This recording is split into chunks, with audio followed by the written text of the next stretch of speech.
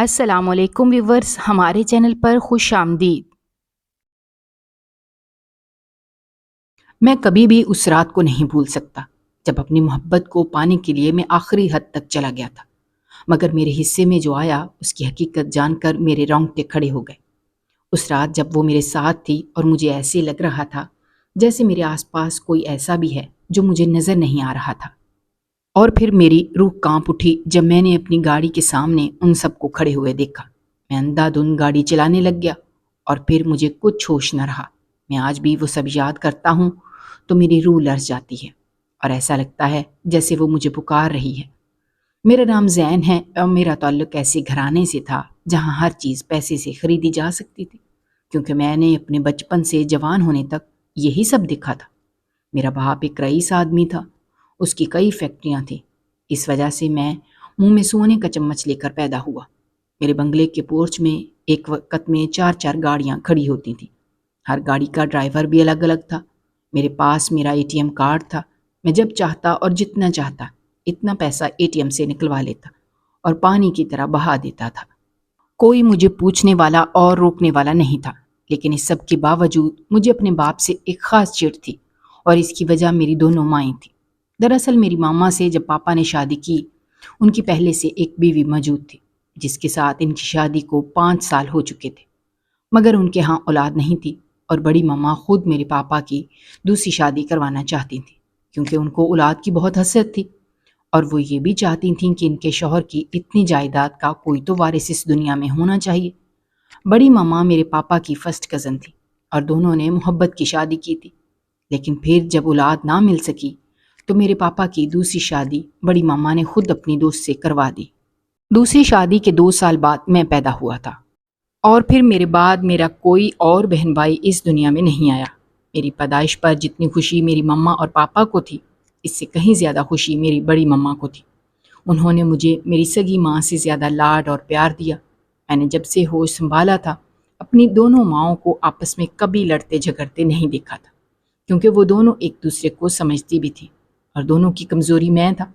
وہ جانتی تھیں کہ اگر ان کی لڑائی جھگڑوں کی وجہ سے گھر کا ماحول خراب ہوا تو میرے دل اور دماغ پر برا اثر پڑے گا، اس لیے اگر ان دونوں کو کوئی بات بری لگتی بھی تھی تو وہ نظر انداز کر دیتی تھی۔ میں جب چھوٹا سا تھا تب مجھے زیادہ تر بڑی مما نے ہی سنبھالا، اور چھوٹی مما ان پر بہت اعتبار کرتی تھی۔ جیسے جیسے میں بڑا ہوتا گیا میری بھی دونوں ماؤں میں جان بستی تھی، لیکن پھر میرے پاپا نے ایک ایسا قدم اٹھایا جس نے میری بڑی اور چھوٹی مما کے ساتھ ساتھ میرا دل پر بھی ضربیں لگائی تھیں۔ میں اس وقت تقریباً 8-9 سال کا تھا جب میرے پاپا نے ایک ناچنے گانے والی کے ساتھ تیسری شادی کر کے اسے الگ بنگلے میں شفٹ کر دیا۔ پہلے تو کچھ عرصہ یہ بات میری مما اور بڑی مما کو پتہ ہی نہیں چلی، لیکن پھر ایک پرانے ملازم نے یہ بات ان کو بتا دی۔ بڑی مما نے پاپا سے سوال کیا تو بڑی ڈٹائی سے کہنے لگے کہ ہاں وہ میری بیوی ہے اور اس کا بھی اتنا ہی حق ہے جتنا تم دونوں کا۔ تو بڑی مما نے جواب دیا کہ اس کا حق ہم دونوں جتنا نہیں ہو سکتا، کیونکہ وہ ہم دونوں کی طرح خاندانی عورت نہیں ہے۔ لیکن پاپا اگر کسی بات کا اثر نہیں ہو رہا تھا تو وہ کہنے لگے کہ جس سے محبت ہو وہی سب سے اوپر ہوتا ہے، اور میں نے اس سے محبت کی شادی کی ہے۔ پھر پاپا زیادہ تر وقت اپنی دوسری بیوی کے ساتھ ہی گزارنے لگے۔ پاپا کو اس عورت کے سوا کوئی نظر نہیں آتا تھا، یہاں تک کہ وہ مجھے بھی نظر انداز کرنے لگے۔ میں بڑا ہو رہا تھا اور مجھے پاپا کی تب زیادہ ضرورت تھی، لیکن ان کا یہ رویہ اور اپنی ماؤں کو روتا ہوا دیکھ کر میرے دل میں آہستہ آہستہ پاپا کے لیے نفرت پیدا ہونے لگی، کیونکہ میں اپنے لیے تو سب کچھ برداشت کر سکتا تھا، لیکن اپنی ماؤں کی آنکھوں میں ایک آنسو نہیں دیکھ سکتا تھا۔ جس دن پاپا گھر نہ آتے اس دن مما اور بڑی مما آپس میں باتیں کرتے کرتے رونے لگ جاتی۔ تب مجھے سمجھ نہیں آتا تھا کہ وہ ایسے انسان کی کیوں اتنی فکر کرتی ہیں جو ان کو اہمیت نہیں دیتا، لیکن پھر میں یہ بات سمجھنے لگ گیا۔ میں ان دونوں کو بھی سمجھاتا اور کہتا کہ آپ دونوں کے پاس میں ہوں نا، تو وہ دونوں مسکرانے لگ جاتے۔ کبھی کبھی میں یہ سوچتا تھا کہ میری دونوں ماؤں کے پاس دنیا جہان کی ہر چیز موجود ہے، وہ جب چاہیں جو چاہیں لے سکتی ہیں، جہاں چاہیں جا سکتی ہیں، اس کے باوجود وہ پاپا کی وجہ سے دکھی رہتی تھیں، اور یہی بات مجھ سے برداشت نہیں ہوتی تھی۔ پاپا کی اس بے اتنائی اور ہم سے لاپرواہی کا نتیجہ یہ نکلنے لگا کہ جیسے جیسے میں بڑا ہوتا گیا میں نے بھی اپنے پیسے اور پاور کا غلط استعمال شروع کر دیا۔ مجھے یہ لگتا تھا کہ میں جتنا پیسہ ضائع کروں گا اتنی میرے پاپا کو تکلیف ہوگی۔ میں آئے دن بے تحاشا شاپنگ کرتا اور گھر کا کھانا تو میں نے چھوڑ ہی دیا تھا، اتنی زیادہ ہوٹلنگ کرنے لگ گیا تھا۔ اور پھر میں اکیلا نہیں ہوتا تھا، میرے ساتھ میرے یار دوست بھی شامل ہوتے تھے۔ میرا کارڈ ہر دوسرے دن ختم ہو جاتا تو پاپا دوبارہ میرے اکاؤنٹ میں پیسے جمع کروا دیتے۔ جب میں کالج گیا تو میرے شوق اور ایکٹیویٹیز بدلنے لگ گئے۔ اب میرے دوستوں میں لڑکیوں کا بھی شمار ہونے لگا۔ کالج کی لڑکیاں میرا سٹیٹس جانتی تھیں، اس لیے مجھ پر مرتی تھیں اور میں بھی ان پہ خوب دولت لٹاتا تھا۔ ان کو مہنگے مہنگے تحفے دیتا، بڑے بڑے ہوٹلوں میں پارٹیز کرتا، یہاں تک کہ میں نے اسموکنگ بھی شروع کر دی۔ پورے کالج میں کوئی ایسی لڑکی نہیں تھی کہ میں جس کی طرف دیکھتا اور وہ میری طرف کھنچی چلی نہ آتی ہو۔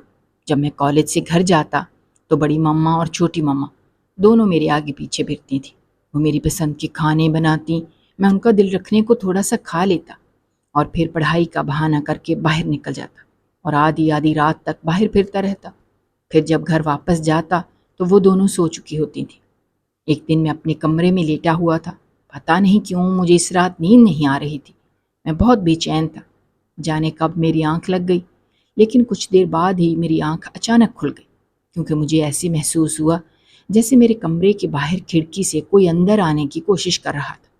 میں نے آنکھیں کھول کے دیکھا تو مجھے کوئی نظر نہیں آیا۔ میں نے اٹھ کر چیک کیا تو کھڑکی بھی بند تھی۔ میں دوبارہ آ کر لیٹ گیا، لیکن پھر مجھے کھڑکی کے باہر کی طرف آہٹ محسوس ہوئی تو میں اٹھ کر بیٹھ گیا۔ زندگی میں پہلی مرتبہ مجھے خوف سا محسوس ہو رہا تھا۔ میں مسلسل کھڑکی سے باہر کی طرف دیکھ رہا تھا۔ مجھے جتنا بھی لان نظر آ رہا تھا وہاں مکمل طور پر روشنی تھی، نہ کوئی وہاں سے گزرتا ہوا نظر آیا اور نہ ہی وہاں مجھے کوئی موجود تھا۔ میں نے اپنے آپ کو سمجھایا کہ یہ میرا وہم ہے، پھر میں سونے کے لیے لیٹ گیا۔ اچانک سے میرے موبائل فون کی رنگ بجنے لگی۔ میں نے فون اٹھایا تو دوسری طرف بالکل خاموشی تھی۔ کال چل رہی تھی لیکن کوئی بول نہیں رہا تھا۔ میں ہیلو ہیلو کرتا رہا اور پھر میں نے فون بند کر دیا۔ تھوڑی دیر بعد دوبارہ فون بجا۔ اس بار میں نے اسکرین پر نمبر دیکھا تو اسکرین پر کوئی بھی نمبر شو نہیں ہو رہا تھا۔ مجھے یہ عجیب سی بات لگی کہ بھلا ایسے کیسے ہو سکتا ہے۔ رنگ مسلسل ہو رہی تھی اور کوئی نمبر بھی نظر نہیں آ رہا تھا۔ میں نے فون اٹھا کے کان سے لگایا اور ہیلو ہیلو کرنے لگا، لیکن اس مرتبہ بھی آگے سے کسی نے کوئی بات نہیں کی۔ میں تھوڑی دیر تک پوچھتا رہا کہ کون ہے جو مجھے تنگ کر رہا ہے، لیکن دوسری طرف مکمل خاموشی تھی۔ اب مجھے پسینے آنے لگے کہ رات کی اس پہر کون میرے ساتھ اس طرح کا مذاق کر رہا تھا، اور اگر یہ مذاق ہی تھا تو میرے فون کی اسکرین پر کوئی نمبر کیوں نہیں نظر آ رہا تھا۔ میں نے فون آف کر کے دراز کے اندر رکھ دیا اور خود کمبل اوڑھ کے سو گیا۔ اگلی صبح میں رات والا پورا قصہ بھول چکا تھا۔ ناشتہ کر کے آرام سے کالج چلا گیا، ایک دو لیکچر لیے اور پھر کالج بنک کر کے میں دوستوں کے ساتھ باہر نکل گیا۔ شام تک ایک دوست کے گھر بیٹھا رہا، پھر بڑی مما کا فون آیا تو میں گھر چلا گیا۔ جب میں گھر پہنچا تو بڑی مما نے کھانا بھی تیار کیا ہوا تھا۔ میں کھانا کھانے بیٹھ گیا۔ اس وقت مجھے چھوٹی مما نے بتایا کہ آج کسی لڑکی کا فون آیا تھا، وہ تمہارا پوچھ رہی تھی۔ میں نے کہا کون سی لڑکی اور فون کہاں آیا تھا؟ تو مما نے بتایا کہ فون لینڈ لائن نمبر پر آیا تھا۔ یہ سن کر مجھے کچھ عجیب سا لگا، کیونکہ میری تمام دوستوں کے پاس میرا موبائل نمبر موجود تھا، پھر کوئی مجھے کیوں گھر کے نمبر پر فون کرے گا؟ میں مما سے پوچھنے لگا کہ لڑکی کیا کہہ رہی تھی اور اس کا نام کیا تھا؟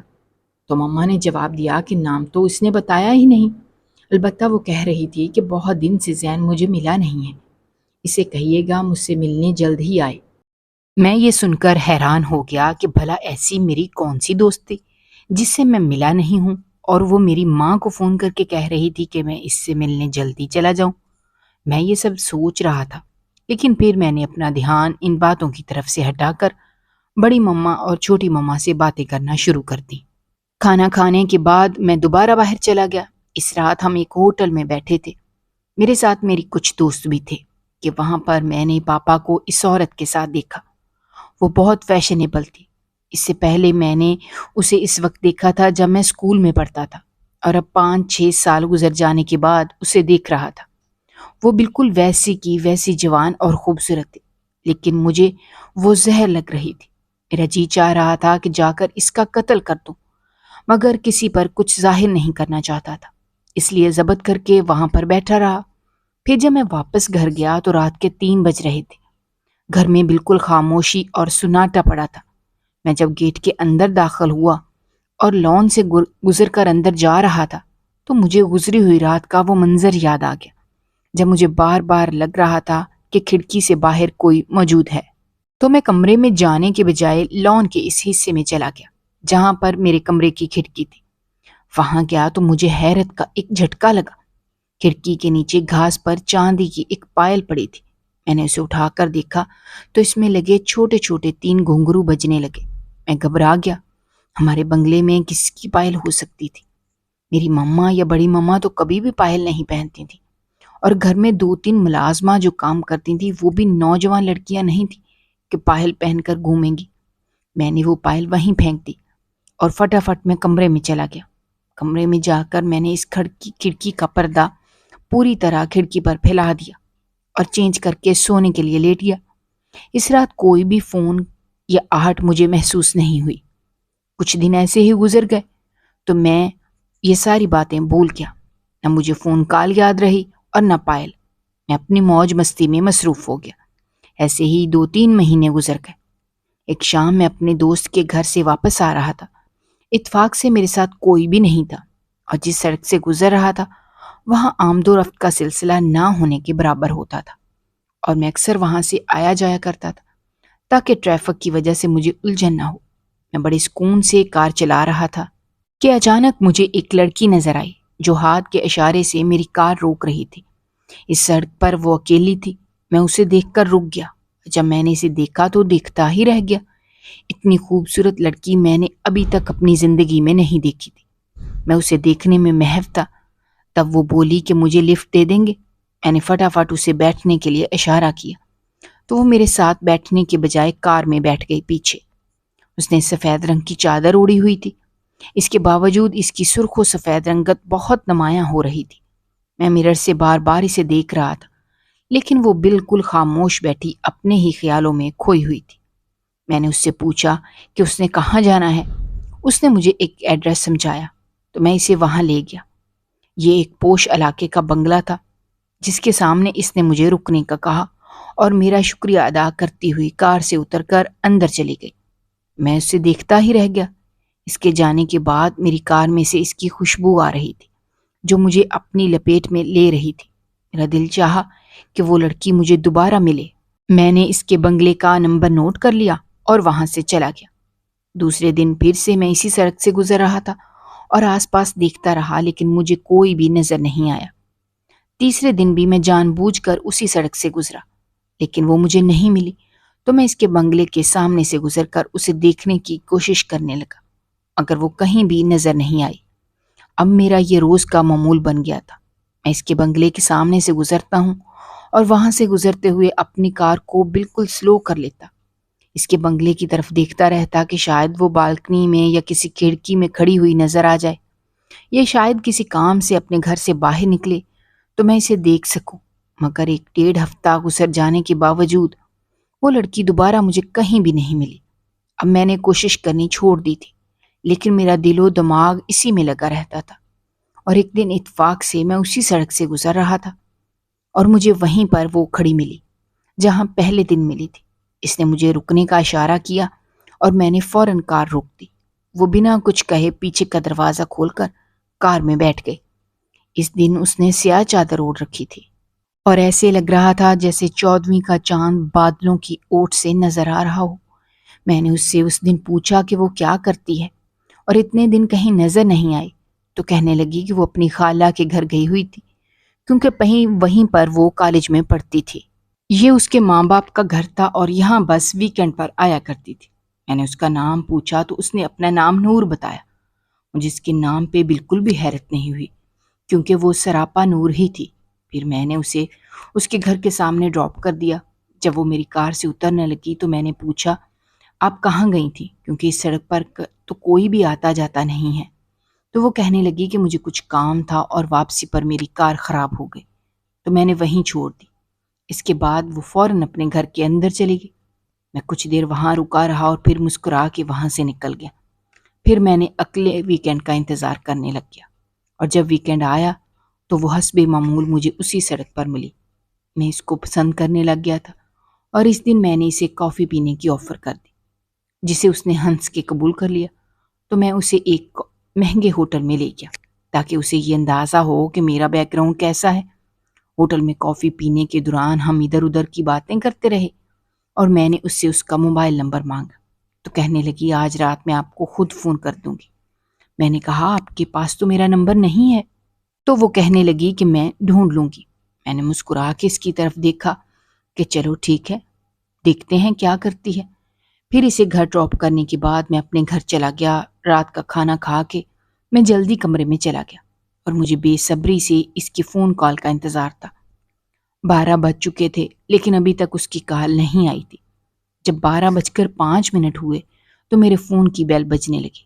میں نے فون اٹھایا تو اسکرین پر کوئی بھی نمبر نظر نہیں آ رہا تھا۔ میں نے فون کان سے لگا لیا تو دوسری طرف اس کی خوبصورت آواز مجھے سنائی دی۔ میں اس کی خوبصورت آواز کے جادو میں کھو کر باقی سب کچھ بھول گیا اور پھر اس طرح روزانہ میرے اس سے فون پر بات ہونے لگی۔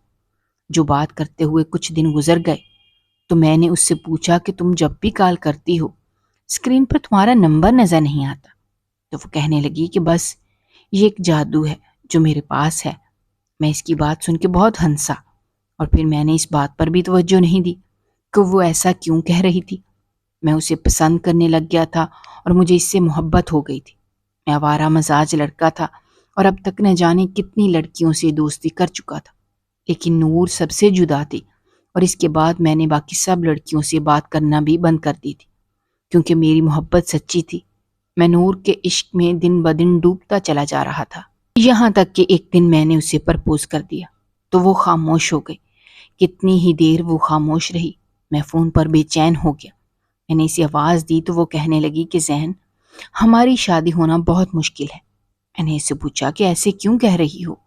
آخر مجھ میں کس چیز کی کمی ہے؟ میرے پاپا شہر کے بہت بڑے بزنس مین ہیں اور میں ان کا اکلوتا بیٹا ہوں۔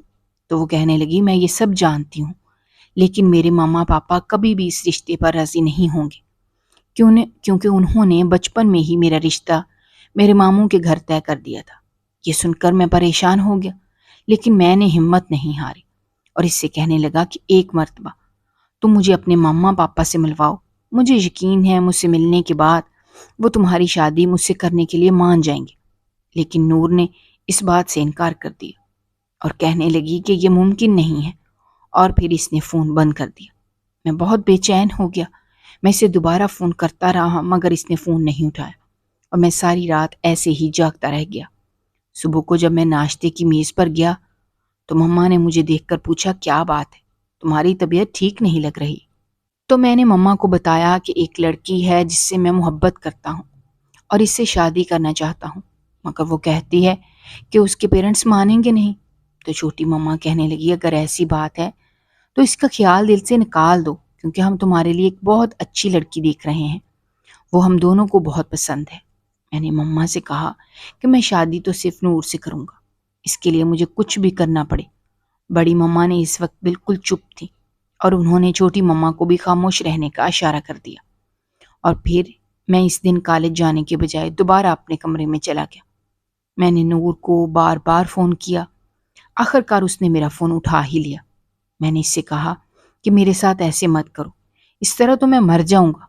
تو وہ کہنے لگی میں بھی تم سے پیار کرتی ہوں اور تمہارے بغیر جی نہیں سکتی، مگر میں اپنے ماں باپ کی عزت کا جنازہ اٹھتے ہوئے نہیں دیکھ سکتی کیونکہ انہوں نے کل رات ہی میری شادی کی تاریخ طے کر دی ہے۔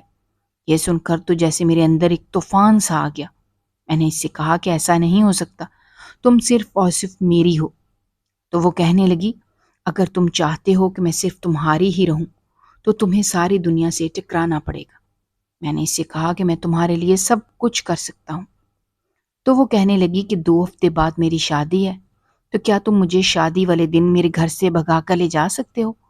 میں نے اسے کہا یہ تو مشکل کام ہے، تم آنے والی بنو، میں تمہیں لے آؤں گا۔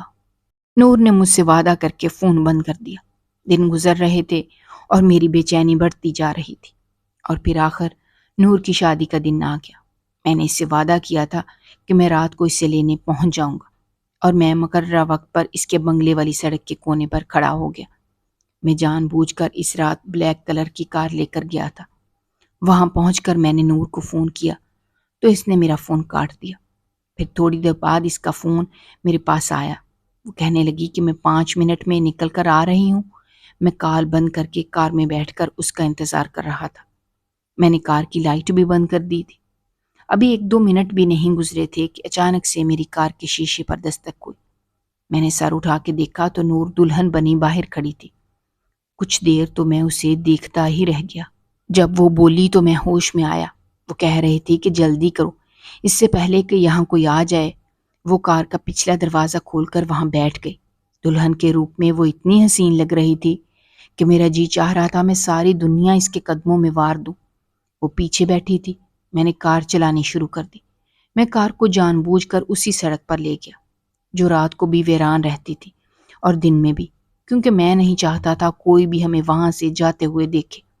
لیکن جب میں اس سڑک کے بیچوں بیچ پہنچا تو سڑک کے کنارے مجھے ایک فقیر کھڑا ہوا نظر آیا۔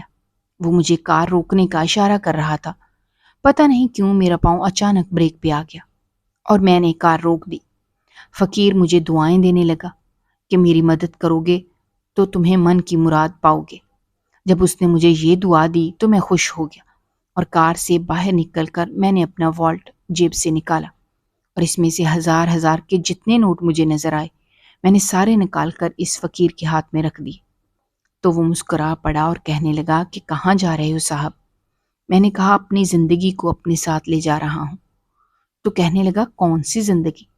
ذرا پیچھے مڑ کر تو دیکھو۔ اور جب میں نے اس کے کہنے پر کار کی طرف مڑ کر دیکھا تو کار میں کوئی بھی نہیں تھا۔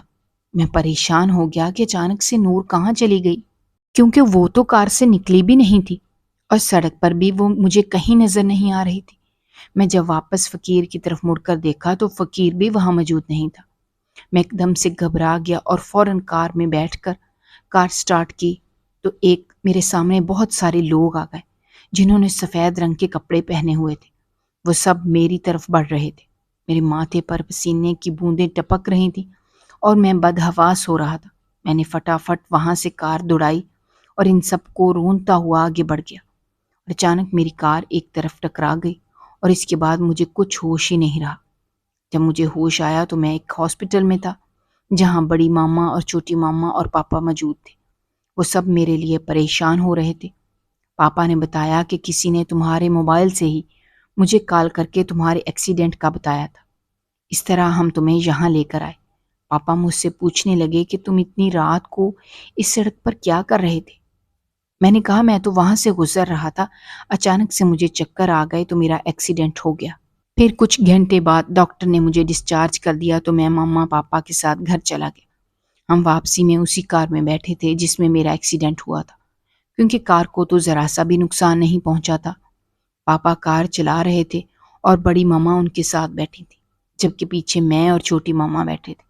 لیکن جب میں کار سے اترنے لگا تو مجھے اس میں پائل پڑی نظر آئی جو بالکل میں ہی تھی جیسے ہی میں نے اپنی کھڑکی کے باہر لان میں دیکھی تھی۔ میں نے وہ پائل اٹھا لی لیکن بنگلے میں داخل ہونے سے پہلے ہی وہ باہر پھینک دی۔ اور جب میں گیٹ کے اندر داخل ہو رہا تھا تو میں نے پیچھے مڑ کر پائل کو دیکھا تو وہ وہاں پر موجود نہیں تھی جہاں میں نے پھینکی تھی۔ پھر میں سمجھ گیا کہ میرے ساتھ کیا چکر ہوا تھا۔ گھر پہنچ کر بڑی مما نے میرا صدقہ دیا اور مجھے بہت پیار کر رہی تھی۔ چھوٹی مما نے میرے لیے خود کھانا بنایا۔ میں نے اپنی دونوں ماؤں کو دیکھا اور ان سے معافی مانگی کہ میں نے آپ کی بات اس دن نہیں مانی اور آپ دونوں کا دل دکھایا۔ تو وہ دونوں مسکرانے لگی۔ میں نے ان سے کہا کہ جہاں آپ کو مناسب لگے میری شادی کر دیں، تو وہ بے حد خوش ہو گئیں۔ اس دن کے بعد میں نے ساری بری سنگت اور حرکتیں چھوڑ دیں۔ آج میری شادی کو 5 سال ہو چکے ہیں اور اس واقعے کو بھی، لیکن جب میں وہ سب یاد کرتا ہوں تو میرے رونگٹے کھڑے ہو جاتے ہیں۔ میں نہیں جانتا وہ نور کون تھی اور کہاں سے آئی تھی، لیکن وہ جو کوئی بھی تھی اس کا تعلق انسانی دنیا سے نہیں تھا، اور میں شکر ادا کرتا ہوں کہ میں بال بچ گیا، ورنہ پتہ نہیں میرا کیا انجام ہوتا۔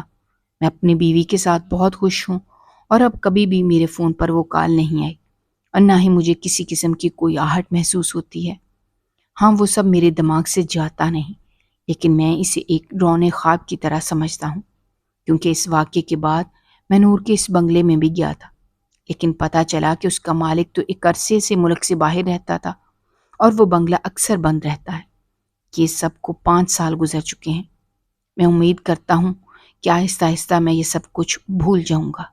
اگر آپ کو ہماری کہانیاں پسند آ رہی ہیں تو ہمارے چینل کو سبسکرائب کیجیے، ویڈیوز پر کمنٹ کیجیے اور شیئر کیجیے۔ شکریہ۔